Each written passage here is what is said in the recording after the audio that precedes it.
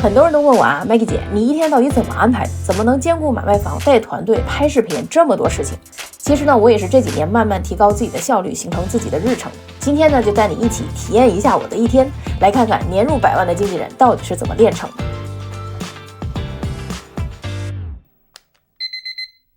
现在是早上5点55，我是每天早上5点半起床。以前呢，我也觉得这5点半怎么起得来呢？后来呢，我就研究了一下哈，发现大部分或者说所有成功人士就没有5点以后起床的。所以呢，我就看了一些书，比如说什么 The Morning Miracle 啊，Morning Routine 啊，然后我就决定每天早上早起，然后锻炼，看书，先把每天最重要的事儿呢给干了。因为你一旦开始这个9点以后，你的电话短信微信就不停的响，你后面呢就不能完全控制自己的时间。只有早上起来，我发现9点以前基本上没有人吵你。现在是最好的 me time 要把最重要的事情先做了。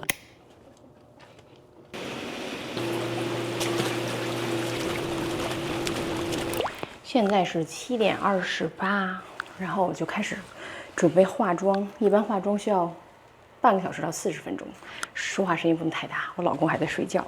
然后我7点半正好有一个 I'm with Gary 的培训，他是Gary 自己Circle 里面的这个 Top Agents， 然后每个季度呢都会培训一下。然后今天正好是Central Time 的9点半到11点，就是我们这儿的7点半到9点，我就一边这个是开会，然后一边化妆。开始了。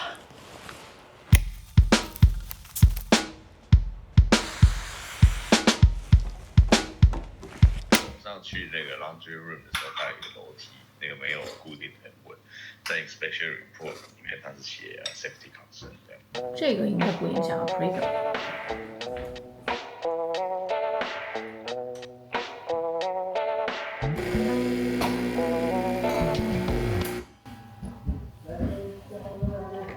拜拜。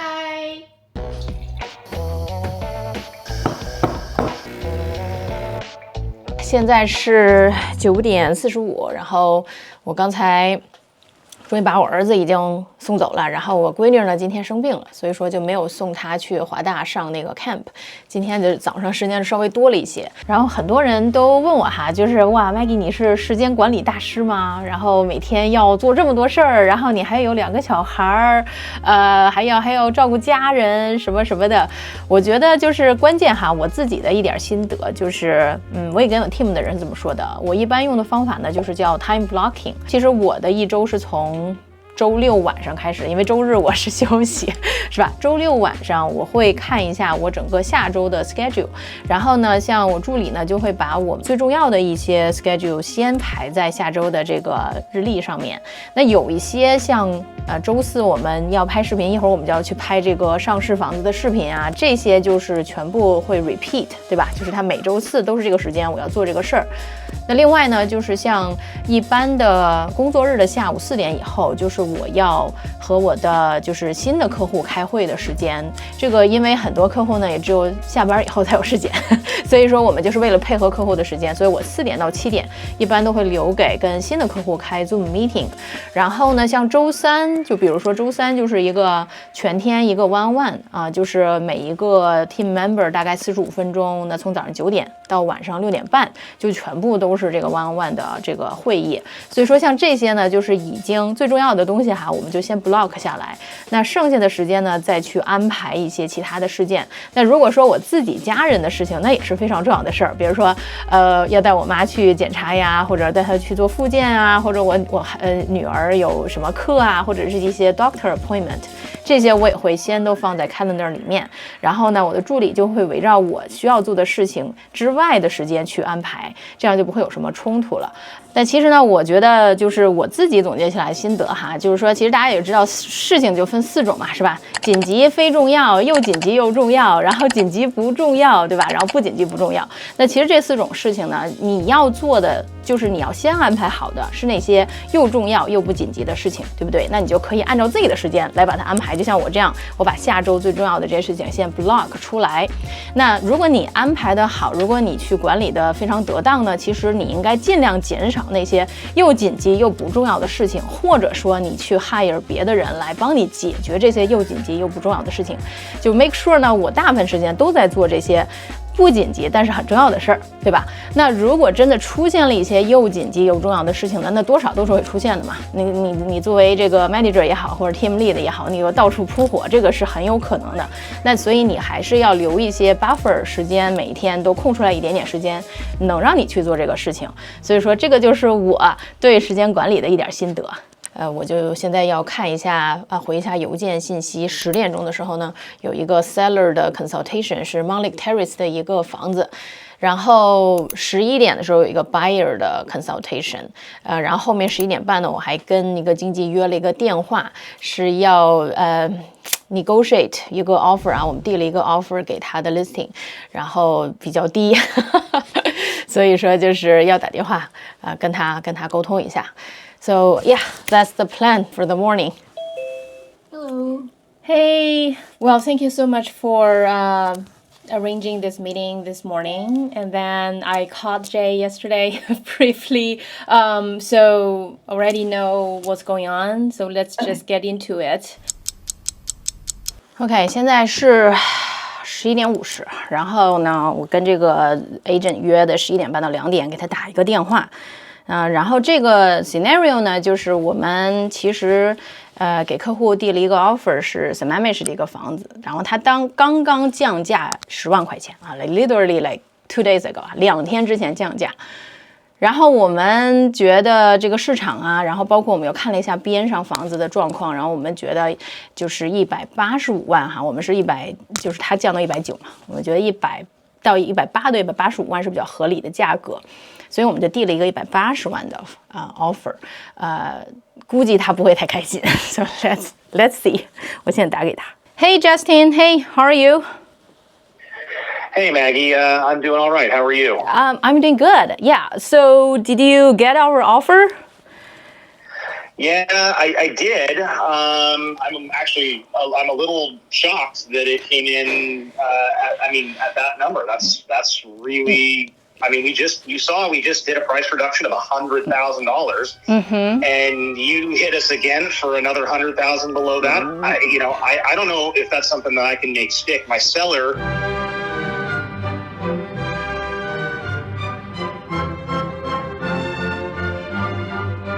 然后这个电话打完了哈，结果呢我还是比较满意的，因为我们现在呢其实递这个 offer 进去180万。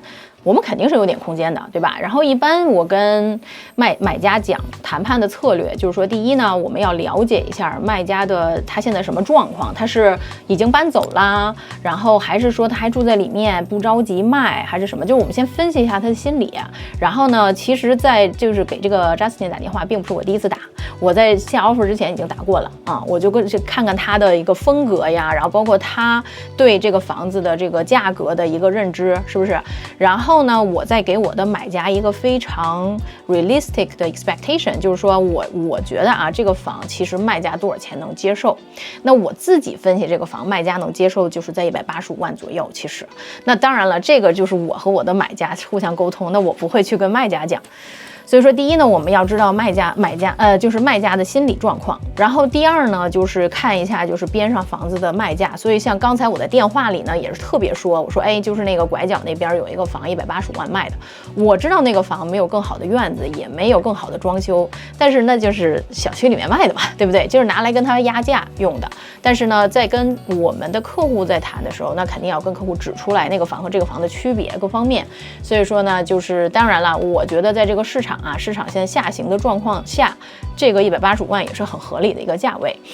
然后呢，当然了，最后呢，其实就是要和这个卖家经济有一个 connection， 或者说 build 这样的一个一个 relationship 吧，这么一种情感上有一个桥梁哈，就是说你要让他觉得我们是想要 work with him 啊，是真的是喜欢这个房，想要 make it happen， 想要把它做成来跟你谈，而不是说我们就是要压你啊，然后市场就这样啊，你同不同意啊？不同意拉倒啊。就是我们一般都是用这种 win-win situation， 希望能够让对方经济可以站在我们的立场去跟卖家谈，这个是我想要的。所以说刚才那个电话呢，我觉得基本上达成了我的这个期望吧，就是说你看他后来就也不像刚开始那么反对，而且呢我也跟他说你就要回给我们，因为我是怕他虽然跟我这样讲，但是卖家有不同的想法呀，所以他一定要 present 我们这个 offer 给卖家，然后我一定要知道卖家他的真实想法，就是所以我要 in writing， 就是你要回给我一个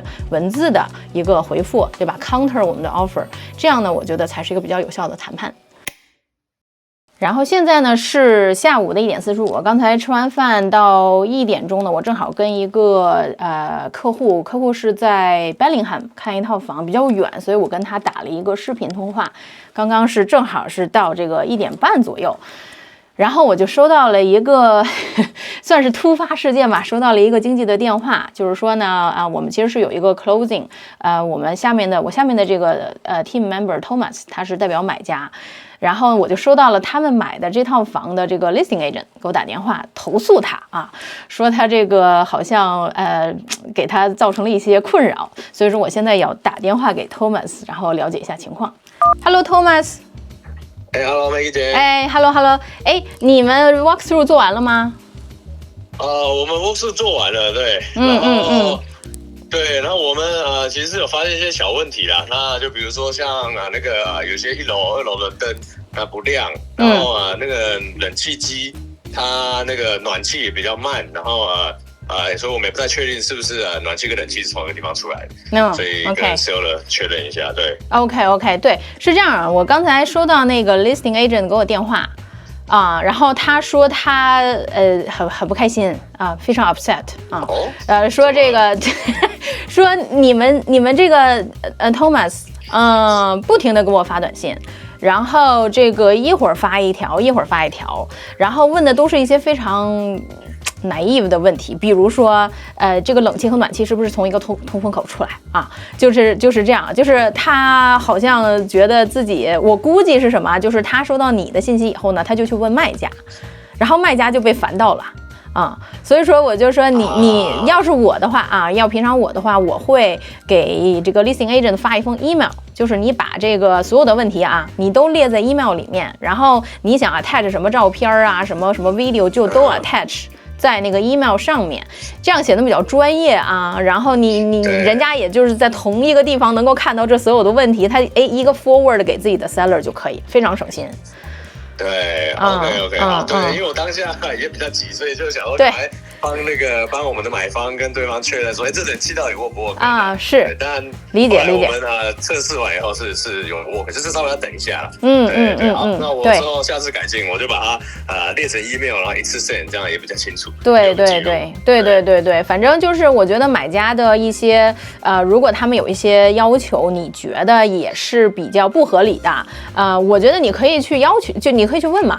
但是就是说，你还是要给他一个比较清晰的一个 expectation， 就是说这个事儿是以前就有的，也不太是新发生的问题，对吧？那你跟买家说清楚，但是我们会帮他去争取一下。这个我觉得你没有做错什么事情啊，就是说可能就是在这个 formality 方面需要比较 considerate， 因为的确有一些经纪他可能就是他也不太会去总结一下这些东西，然后他就一点点发给卖家，卖家就跟他急了呗。肯定是这样回事，对，没错，对，所以我觉得就是全部整理一次发给卖家，他也比较好去跟他的 seller 一起讲，不要一次一个问题，那也造成这样的麻烦。是的，也尽量减少这样的麻烦的情况下，我们也帮我们的买家争取最大的利益。对，但我也跟他讲了哈，就是说，其实他可以直接跟你说，对吧？有什么 feedback 呀，什么各方面，但反正我也安抚他了。但我觉得你要求或者说你去问的这些问题，其实没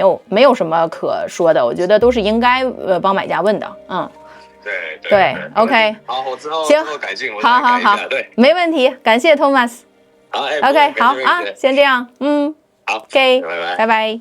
哎，就是怎么说呢？这个就是我说的啊，就是说又紧急又重要的事情，哎，我觉得就是自从有了 team 以后，我也经常会处理一些这种事儿，就是别人对你们的一些投诉啊，特别是一些经纪人，对吧？他的一些有的时候他们是对的，有时候他们是不是对的。但是我觉得作为这个 leader 来说，你都是要 address 这些事情。对外呢肯定是要非常公正然后呢在内部呢，我的目标就是说我们可以永远都可以做得更好，不管说人家投诉我们是对还是错，但是呢总是有改进的空间啊，总归有一个，就算是有一个 improvement， 我觉得这些事情都是值得的。哎，所以这些事情呢也都是一些需要花时间来做的事儿。那现在呢是下午2点10分，然后我们现在就开去Redmond， 因为我们今天上市了一个 Redmond Townhouse， 我们现在呢就是去拍这个宣传的视频。像现在我们所有的 listing 呢都会我们自己去拍一个视频，然后放在像 YouTube 还有小红书这样的这个 platform 上面。所以说呢，一般我们在周四中午到下午3点这个时间，全部都是用来拍房子的视频。然后在拍完了之后，我们要开去西雅图，今天要去 check 一个 listing。跟梦姐一起，然后呢也是客户在考虑卖，是在昆安的一个 townhouse， 所以差不多是4点左右的时间我们要到西雅图，那我们就赶快先去 Redmond。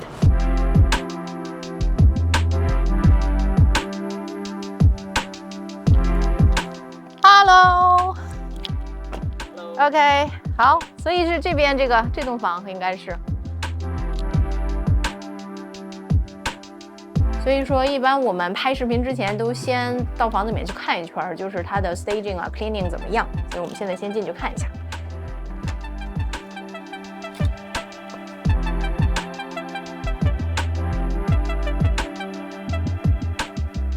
那这个房呢是3室2.5卫，然后呢1400尺左右，然后它是在 Redmond 边上 Over Lake 的一个 townhouse， 位置非常的好。这个房也是我一个。算是客户也是粉丝，然后他妈妈在这里住了很多年，他们这栋房估计持有应该有30年以上。然后当时他也跟我讲说，这栋房他们当时住的时候也是他们一个全家都比较艰难的时光，所以是对这个房子很有感情。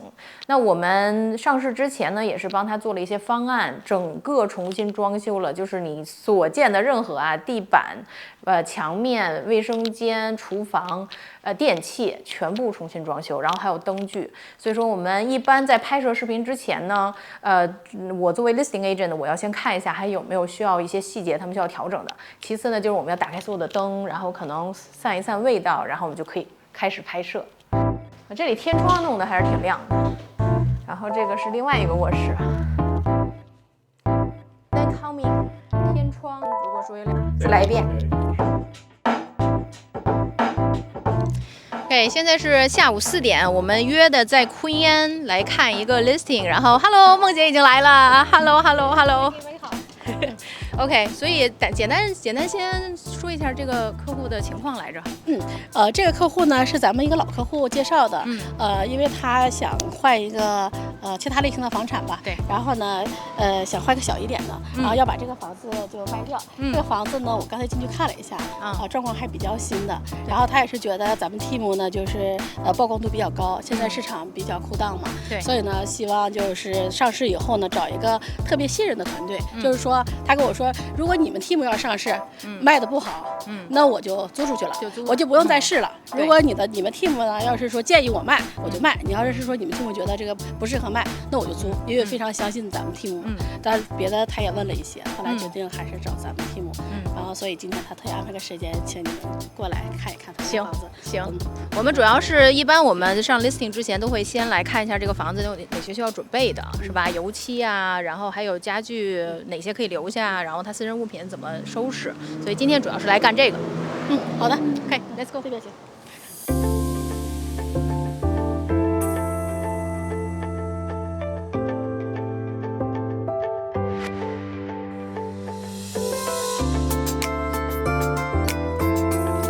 好帅呀！太帅了。现在是6点20，然后在路上堵了将近来回一共堵了2个小时。以后终于到家。今天的话我还需要给客户再打一个电话，然后也是今天他看的一个房子，先问一下情况。然后另外就是可能再回邮件还有微信。那今天的工作呢就差不多，我们目标就是7点钟可以结束战斗。然后晚上的话呢，还可以陪家人啊，遛狗什么的，这个就是目前的计划。现在先给客户打个电话。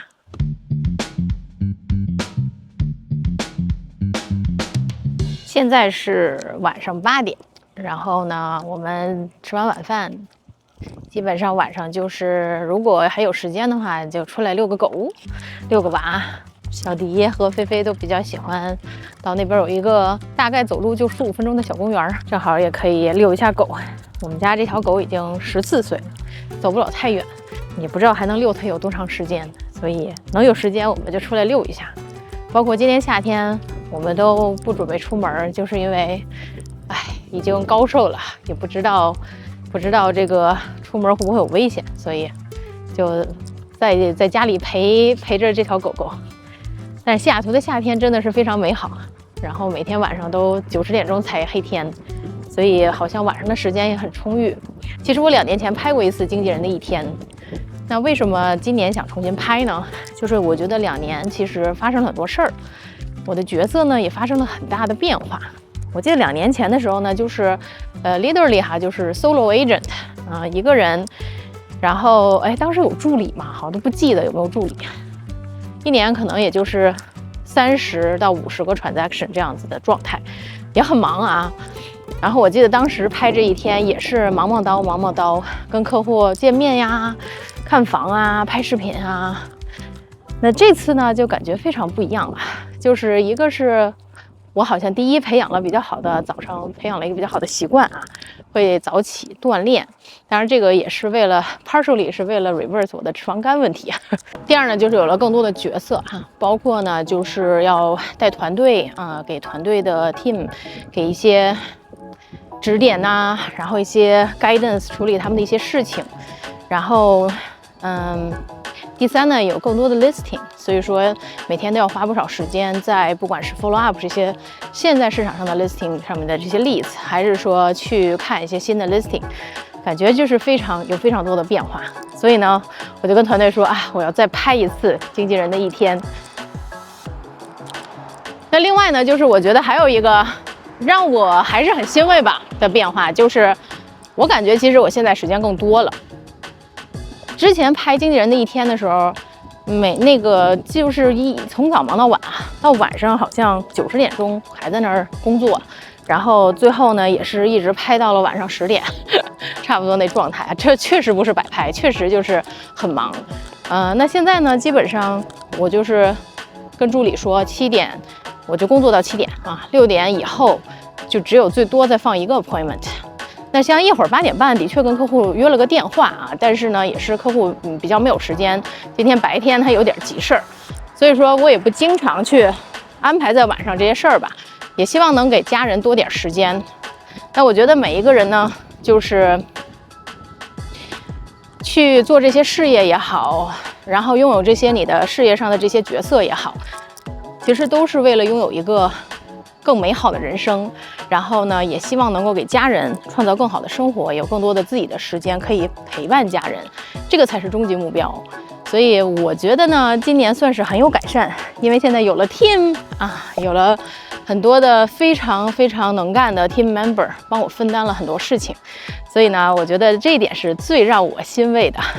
那我也不知道2年后的我会是什么样的一个状态，也许那个时候呢，可以再拍一期Maggie 姐的一天，给大家看看到底有什么样的成长，还有什么样的收获。那也非常非常感谢大家的观看，那我们就下期再见喽，拜拜。